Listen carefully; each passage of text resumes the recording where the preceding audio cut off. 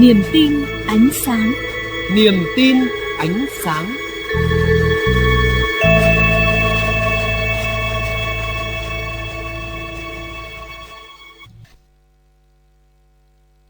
Rất vui được gặp lại quý vị và các bạn trong chương trình Niềm tin ánh sáng trên kênh Giao thông Quốc gia, sóng FM tần số 91 MHz.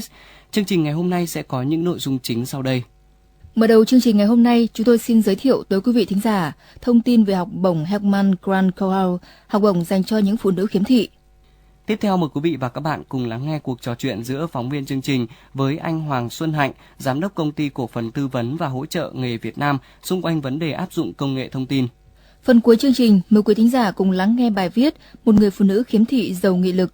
Ngay sau đây là nội dung chi tiết.